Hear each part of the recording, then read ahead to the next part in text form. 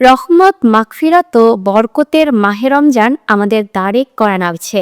তাকওয়া অর্জন, নফসের নিয়ন্ত্রণ এবং গুনাহ থেকে বিরত থাকার প্রশিক্ষণ দেয় এই পবিত্র মাস।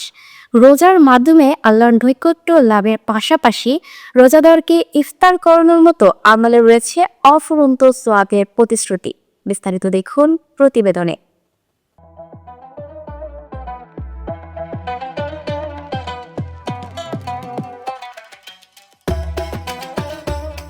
রহমত, মাগফিরাত ও বরকতের মাস মাহে রমজান অতি সন্নিকটে।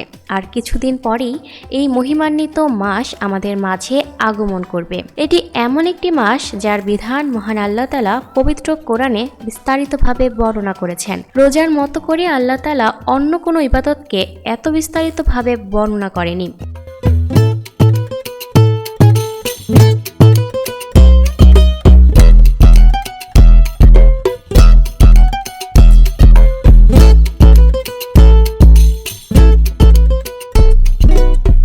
রোজা আমাদের জন্য কল্যাণকর। মহান আল্লাহ তাআলা বলেন, আর সিয়াম পালন করাই তোমাদের জন্য অধিকতর কল্যাণপ্রসূ যদি তোমরা জানতে।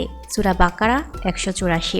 যখন রমজান আসে তখন জান্নাতের দরজা খুলে দেওয়া হয়, জাহান্নামের দরজা বন্ধ করে দেওয়া হয় আর শয়তানকে বন্দী করে রাখা হয়। বুখারী 3277।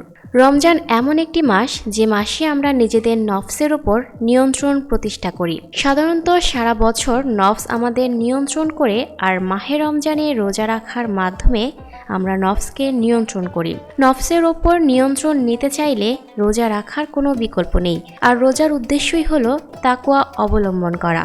কারণ মহান আল্লাহ তাআলা বলেন, মুমিনগণ, তোমাদের প্রতি রোজা ফরজ করা হয়েছে যেমন তোমাদের পূর্ববর্তী লোকদের প্রতি ফরজ করা হয়েছিল, যাতে তোমাদের মধ্যে তাকওয়া সৃষ্টি হয়। সূরা বাকারা 183। আগত মাসে আমাদেরকে মিথ্যা প্রতারণা অথবা যে কোনো গুনাহ হোক সকল প্রকার মন্দ কাজ আমাদেরকে বর্জন করতে হবে। কারণ রাসূলুল্লাহ সাল্লাল্লাহু আলাইহি ওয়াসাল্লাম বলেন, যে ব্যক্তি মিথ্যা কথা বলে এবং সে অনুযায়ী মন্দ আমল বর্জন করেনি, তার পানাহার পরিহার করার অর্থাৎ রোজা রাখার আল্লাহ তাআলার কোনো প্রয়োজন নেই। সহিহ বুখারী 1903। মাহে রমজানের একটি গুরুত্বপূর্ণ আমল হচ্ছে রোজাদারদের ইফতার করানো। কারণ হাদিস শরীফে এসেছে, যে ব্যক্তি রোজাদারকে তৃপ্তি সহকারে ইফতার করাবে, আল্লাহ তাআলা তাকে আমার হাউজে কাউসার থেকে পানি পান করাবেন, যার ফলে জান্নাতে যাওয়ার আগে আর সে পিপাসার্ত হবে না। মেশকাত হাদিস 1965। আপনারা চাইলে এতটুকু কাজের মাধ্যমে মহাসওয়াবের অংশীদার হতে পারেন। তাই আপনার আশপাশের লোকদেরকে ইফতার পাঠাতে পারেন অথবা একজন রোজাদারকে ডেকে ইফতার করাতে পারেন।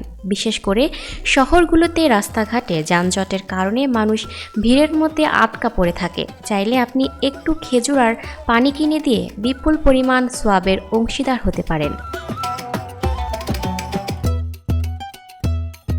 Lucky Akter, up to date news, Dhaka.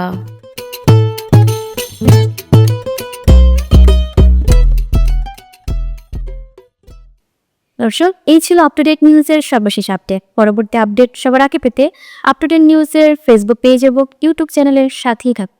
ধন্যবাদ।